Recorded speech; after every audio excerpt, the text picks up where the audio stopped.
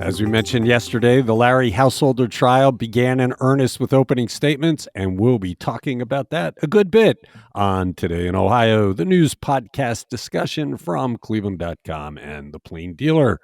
I'm Chris Quinn, here with Laura Johnston, Lisa Garvin, and Layla Tassi, and each of you will have a piece of this one because it's so big. Let's begin. The trial did begin, as we said, with opening statements. For one, Householder plans to testify, which they always say at the beginning, but, later on, the lawyers usually prevail and tell them, don't do it because the prosecutors will tell you live. Let's start with all the talk about Householder and First Energy bigwigs at a fancy restaurant in Washington, D.C. The prosecution referred to it repeatedly. Layla, what happened there? Yeah, it sounds like lead federal prosecutor Emily Gladfelter did a really good job of taking jurors back to the very beginning and setting the scene, describing for them this decadent trip to Washington, D.C. in January 2017, during which Householder flew on First Energy's private jet with then CEO Chuck Jones and Cleveland businessman Tony George was there to attend Donald Trump's inauguration. And while in D.C., they were joined at what they kept referring to as a fancy steakhouse by other key players in the case, top First Energy executive Mike Dowling and Jeff Longstreth, who at the time was Householder's political manager and his right-hand man. So at this fancy steakhouse, prosecutors say they got to cooking up the scheme to use tens of millions of First Energy dollars to fuel Householder's political machine. They discussed Householder's plan to become speaker and what his financial needs were and what First Energy needed out of the deal. And the First Energy executive said they knew the speaker at the time had no interest in helping them legislatively, so they needed Householder to become speaker, and they were willing to pay for it. But they made it clear that the money needed to be non-disclosable. And they met at several other fancy restaurants in D.C., according to the prosecutors, to hash out the plan before Householder flew back to Ohio again on the corporate jet with First Energy executives. And then weeks later, Longstreth filed paperwork to form Generation Now, which is that dark money political nonprofit that the prosecutors say was used to secretly funnel millions of dollars from First Energy to pay for the political operation. And that nonprofit helped Householder get elected as House Speaker, helped push for HB 6, defended it against a repeal effort, and then even helped Householder push for a ballot issue that would have changed term limits so he could remain in his position for 16 years. So it was sounds like a pretty compelling opening from the prosecutors. And it was gross. I mean, this is everything voters don't want to hear about elected officials. Going on the corporate jet, which that's a terrible look to begin with. Yeah. First Energy Classic. Controlling the State House. Let's go on our corporate jet. Woohoo, drinks on us. Get to the expensive restaurant, hatch the sleazy plot to undo what the citizens would not want. And it's a horrible thing. We should mention, too, Tony George again comes up in this. He was there. The local guy who was trying to reduce council, was trying to do First Energy's bidding against Cleveland Public Power in Cleveland. He just keeps coming up in this thing. He was central to these meetings. Yeah, but so far, he sounds like he's getting through it without anything sticking to him. So, was he on the witness list? Might he testify? I don't know. That's a really good question. Well, you would think interesting. If he was present for all of this fancy, lavish dinners. Shouldn't we just pass a law saying if you're an elected official, you can't fly on anybody's corporate private jet? I mean, wouldn't that just be a smart thing? It should just be common sense. I mean, you can't really. I can't think of a corruption case that doesn't involve corporate jets and fancy meals. I mean, that setting the scene that way, I think, colors it pretty bad. Nothing good ever results from an elected official getting on to a private corporate jet. It's almost automatically bad things are happening here. Talk about being in the room where it happened. This is in the jet where it happened. It's Today in Ohio. I'm going to give up my Jersey roots here. We had a Brendan Byrne moment in the trial involving Dave Yost. Brendan Byrne was the New Jersey governor in the 1970s when casino gambling arrived in Atlantic City. And federal investigators were working a wiretap back then, and they heard mobsters call Byrne the man who couldn't be bought. This wasn't quite that level, but Dave Yost had a moment where he comes out looking okay. Laura, what was it? Yeah, he does. So he didn't give in to this. Prosecutors say that Matt Borges got involved in the scheme because of his relationship with Dave Yost. He hoped that Yost would reject any language for a referendum on the first energy nuclear bailout. That did not work. This is kind of my understanding is Act 2 of the corruption plot. First, they have to get HB 6 passed. They've got to get the $1 billion nuclear bailout for First Energy through the legislature, but then they had to deal with the public opinion, right? They had to fight back and defend it against citizens who saw this bailout as a bad idea. So Emily Glatfelter, she's the lead prosecutor for the U.S. Attorney's Office, she described this in her opening statements. So that Matt Borges was meant to play in the scheme, and obviously biggest political corruption scandal in Ohio history. They both called him, both Householder and Borges called Yost while the language was pending in his office saying, you should deny this. And he's trying to argue that HB 6 wasn't subject to a referendum, but Yost rejected that advice.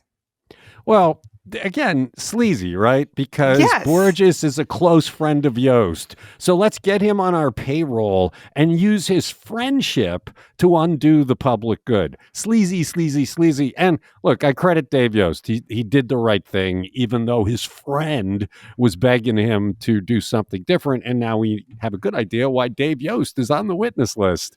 That makes sense now, right? Go ahead. I'm sorry? I was just going to say that makes sense. So, but I did not expect this from him.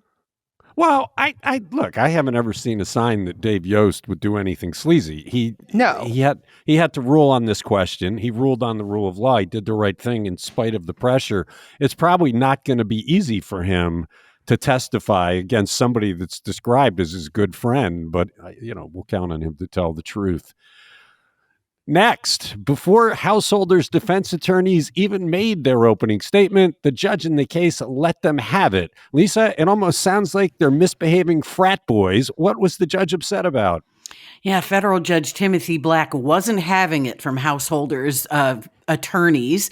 He was appalled by their behavior during the prosecutor's opening arguments yesterday. They were making faces. They were clicking their pens loudly. He said, come on, this is Bush League tactics. And he said, quote, if you guys can't behave yourself, I'm going to leave Mr. Householder at the table with one of his lawyers and leave the balance of you in the gallery. So that's good. He's setting the tone right out of the gate. So he's not going to brook any nonsense. I know, but what kind of It's lawyers ridiculous. are these? One, how does clicking pens? What is the meaning of clicking pens? Is it just to distract the jurors? And then making eyes? I would think the jurors would be turned off by that. I know if I was No? a juror, I'd be turned off by that. I mean, it's kind of Bush. It is. It's Bush League tactics. It feels like middle school, right? Like if I roll my eyes hard enough, they're going to know that what they're saying is ridiculous.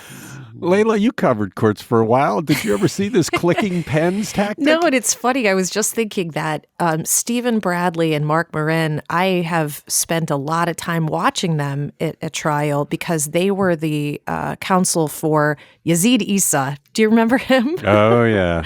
And they were very professional during that. I don't recall ever there being a situation where they had to be admonished by the judge for bad behavior or for trying to distract the jury or anything like that. So this might be their new approach. Or maybe they had pens with caps back then and they've moved on. It's Today in Ohio. The 2022 numbers are in for Cleveland Hopkins International Airport. Laura, has it reached its pre-pandemic passenger level yet? Not quite. We're still looking about 8.7 million passengers for the year, which is good. And that's up from last year, but it's down significantly from the more than 10 million who traveled through the facility the year before the pandemic. So they originally thought they were going to get to 9 million passengers this year. But remember all the airline problems, the capacity reductions, holiday travel woes, that cut into the final number. But the Hopkins is pretty pleased with it overall.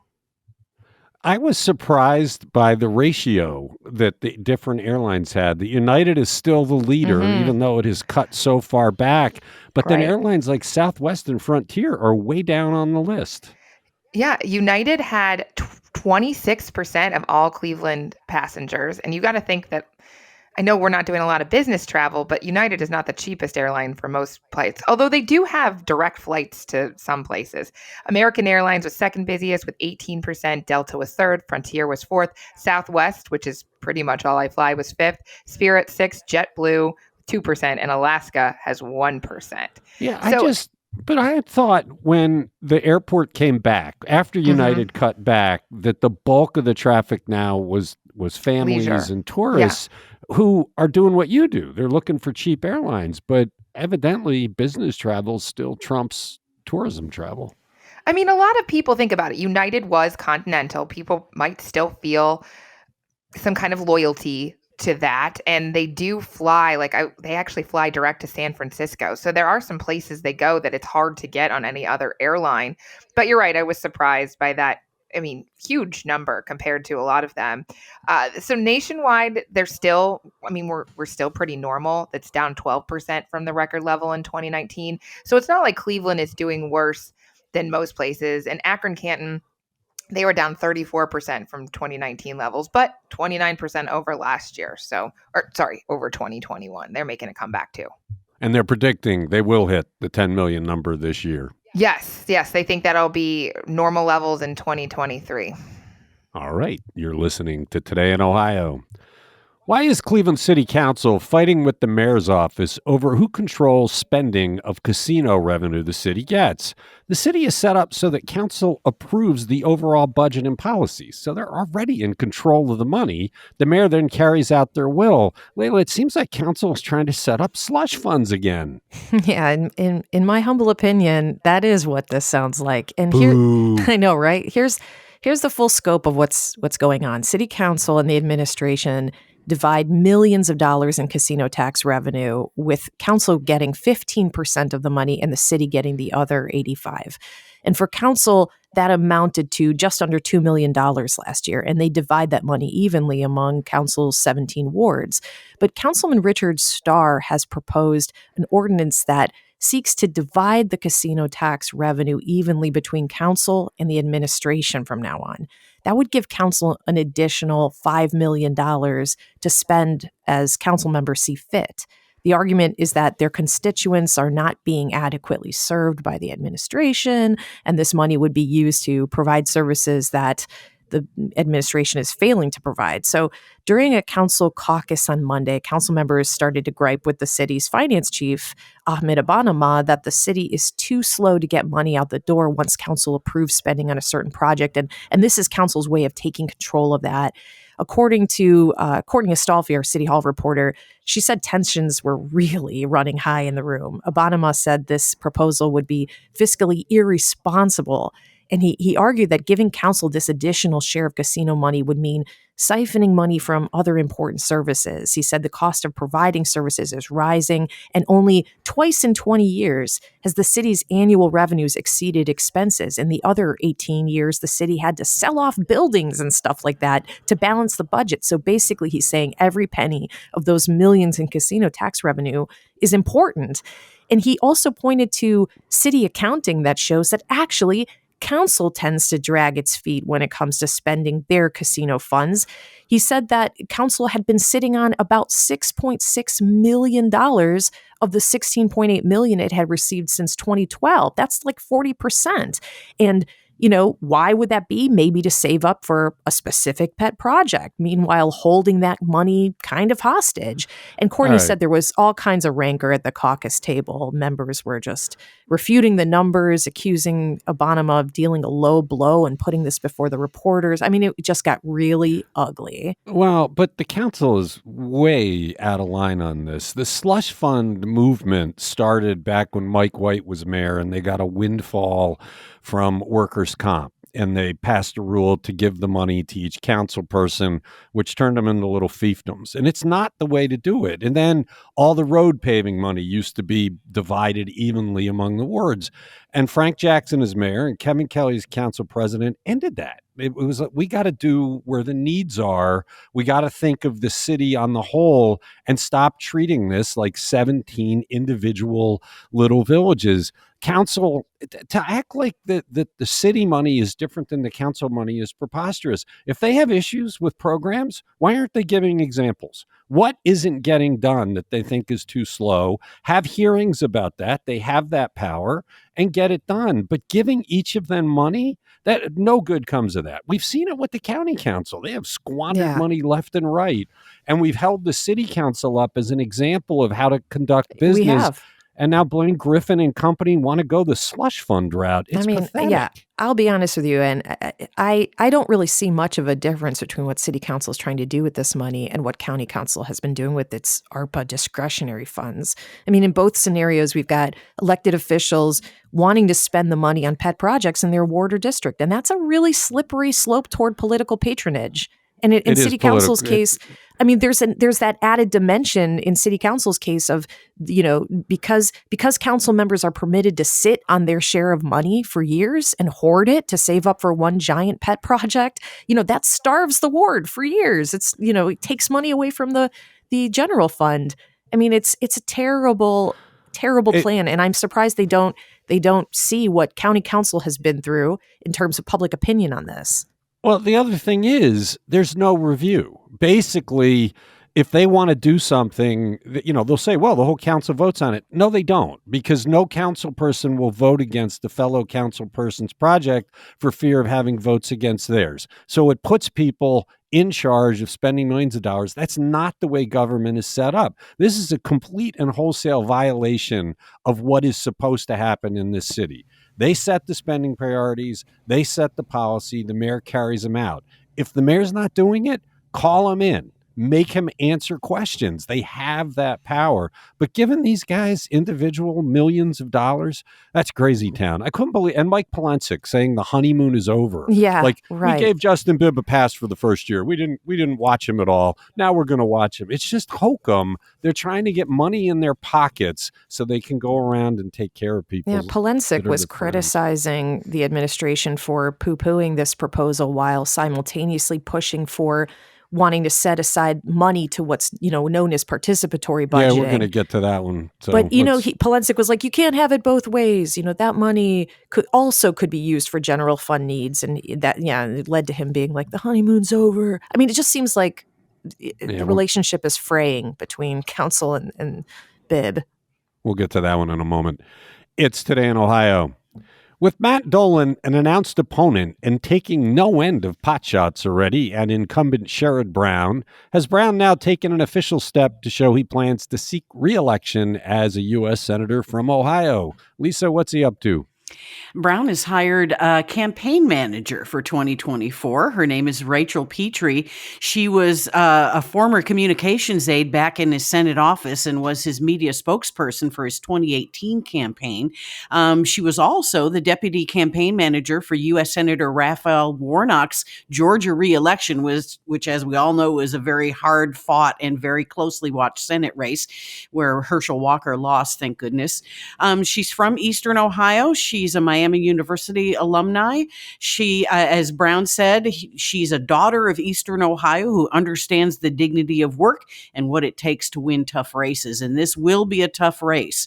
I did not know this, but Brown is one of only 3 Democratic senators in Congress in states that Trump won in 2020. The other 2 are Joe Manchin in West Virginia and Joe Tester in Montana. And as we all know, there's already a challenger 2 years out. Ohio Senator Matt Dolan of Chagrin Falls has challenged him, and the national GOP has wasted no time in getting their attack ads. They already have one running that says retire or get fired. It's surprising how almost overnight with the Portman departure, Ohio Senate races have turned into 2-year battles. I don't think Sherrod Brown was probably expecting this, that he'd have to ramp up almost 2 full years before Election Day, but he is, because Matt Dolan, he's been firing off email after email, taking shots at him. Well, and I think we saw what happened in the Portman race that attracted millions and millions of dollars of money from out of state. And we can assume, that the same thing's going to happen in this race. Republicans see a vulnerability here and they want to, swoop in and get him out of Congress. All right. Well, we got to be talking about that race for the next 2 years. It's Today in Ohio. Okay, now, Layla, participatory budgeting. We've talked about how it's a good idea for getting people more involved in politics in a city with atrocious voter turnout. So this is Blockhead City Council Part 2. Why is City Council so dead set against a project, an inexpensive project, to bring people into the process? Yeah. So as a recap for listeners, participatory budgeting is the idea that you would carve out a set amount of money. And in Cleveland's case, we're talking about $510,000 of American Rescue Plan Act money, and give it to residents to vote on how it should be spent. The group would form a 21-member resident steering committee, and they hold an election where residents can cast votes online for their favorite project ideas, and the winning ideas would be executed. And the point is that not only would residents play a bigger role in improving their community, but it could also inspire participation in the democratic process. People would, perhaps more likely, they'd be more likely to show up to vote on election day if they've been included in something like this, or maybe they'd even feel inspired to run for office themselves. Well, Justin Bibb loves this idea. He initially wanted to set aside $5 million for this concept, and advocates wanted $31 million. But I think Bibb realized support for it was limited among council members. So he started small with his ask, and he proposed it to city council, and it was scheduled for a floor vote last night. But when the proposal got to city council's finance committee yesterday, which is the last stop before full council approval, it hit a real snag. There was plenty of support from various council members, mainly from the newest members of the body, some of whom campaigned on the virtues of bringing this idea to Cleveland, but there was a lot of opposition too. And it became clear that this proposal would not have the votes it needed to pass last night, so they just decided to table it for now. Among those opposed was Council President Blaine Griffin. Reporter Lucas DePrilli noted in his story that it's customary for the chair of the Finance Committee to add his or her name to the piece as a co-sponsor, but Blaine Griffin had not done that with this piece. And his argument is that voters are already participating in the civic process when they elect their council representatives. And he said, if you're doing your job as a council person, you're talking to people every day and representing their interests. But he said he brought this proposal out for a committee hearing because he thinks public debate on such an initiative is healthy, and he didn't want to deprive council of that. But it just didn't make it to the floor. Look, he's right. We elect city council. They are the body that's supposed to set the budget. But Cleveland is broken. We don't have people turning out to vote. There is just a disaffection of Clevelanders to the whole political process. They feel like they've been forgotten. They're making it clear every voting day. So why not take a step, an inexpensive step that might just fire the imaginations and bring people out? I don't get it. This city council, we held them up for Blaine Griffin's first year as president as a model for how to behave. And it's like, oh, we don't want to be held up that way. We want to act like children and be criticized again. This is dumb. They should automatically do this if it has any chance of working. If it doesn't work, they haven't spent that much money, and they can abandon it. But what if it works? Right. I mean, and $510,000 is a pittance in the city budget to just experiment with that. And it's been proven in other communities. But, I'm not at City Hall these days the way our reporters are, but I know how City Hall works, and I know a few of the personalities involved in this debate. And what I see happening is this debate about participatory budgeting came on the heels of the other debate earlier in the day at the council caucus about splitting the casino tax revenue between council and the administration. And the finance director told council at that hearing that he thought giving a council a bigger share of that money would be an irresponsible move. And council members were so mad about that. And I think that spilled over into this participatory budgeting hearing. I mean, even, like I said, Polensik at the caucus connected the dots and basically said, you've got a lot of nerve asking us to set aside money for residents to spend while denying council the chance to decide how casino revenue should be spent. And you can't have it both ways. The fallacy there is council does determine how the casino money is spent. They pass the budget. The mayor proposes the budget. The council has full power to set it. So if council wants a bunch of projects done in the ward, they can do that in the budgeting process. It starts again February 1st. The mayor's got to deliver his budget in another, week and a half. Mm-hmm. And they have full authority to do that right there. This idea that each individual wants money to control themselves is where the sickness begins. And that's where corruption can arise. They Right. can get their projects done. They could, as part of the budgeting process, set up a subcommittee to say, okay, let's get all the projects council people want, let's review them, and let's figure out a way to pay for them within this budget. That's the work they should be doing. Right, This but is instead bogus. they want their constituents to see them directly spending the dollars on things that will win them re-election. They love Yeah. to take credit for stuff that's, right there, and doing it through the normal budgetary process or the legislative process is just too far removed from, their re-election goals. Yeah, because they can't do backslapping and Right. yeah, They it's can't just take this is direct credit for it. bad news. It's really bad news what's going on here. It's Today in Ohio.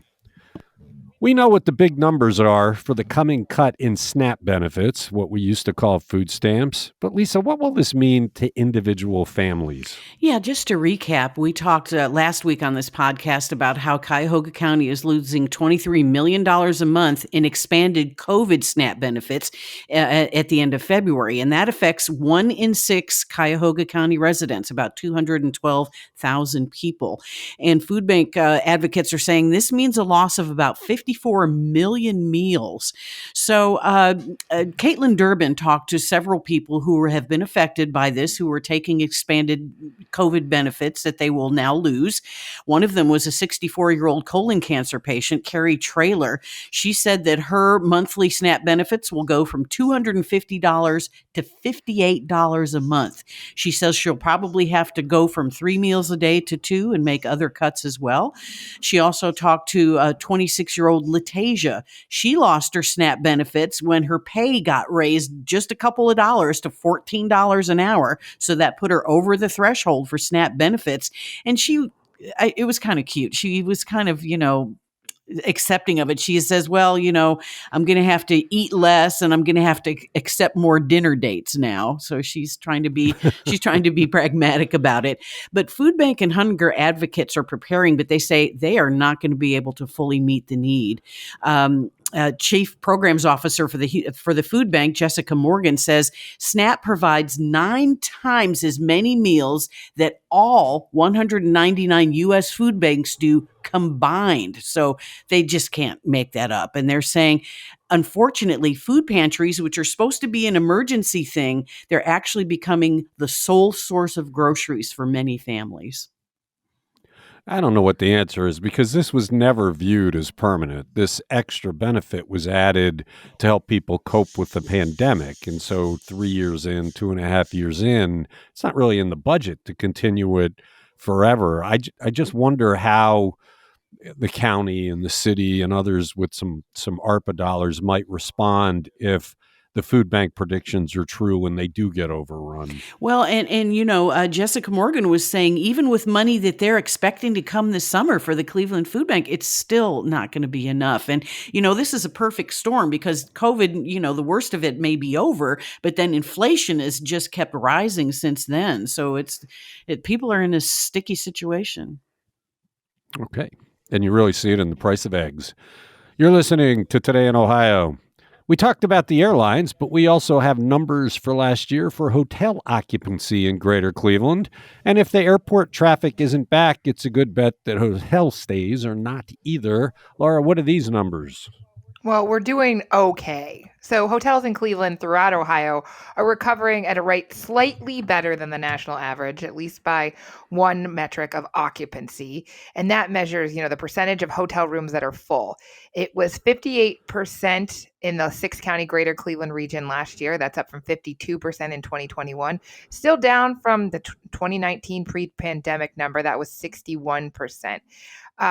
We're doing very slightly better than the rest across Ohio, which was 58.2. We were 58.4. But downtown Cleveland, that's a sadder story. It's taking the longest time to recover because business travel has been slow. And downtown Cleveland occupancy was 57% last year, up 48% in 2021, down from 68% in 2019. Yeah, it all feels like it goes hand in hand. So maybe Right. if the air traffic comes back stronger this year as predicted, the hotel stays will get there. I don't think anybody expected there'd be an overnight turnaround in any of this. But from No, Cincinnati and Columbus and Detroit are all actually doing a little bit better than us, not by a ton. The only three we're beating are St. Louis, Houston, and Minneapolis. All right. You're listening to Today in Ohio. That's it for a Tuesday. Thanks, Laura, Lisa, and Layla. Thank you for listening to this podcast.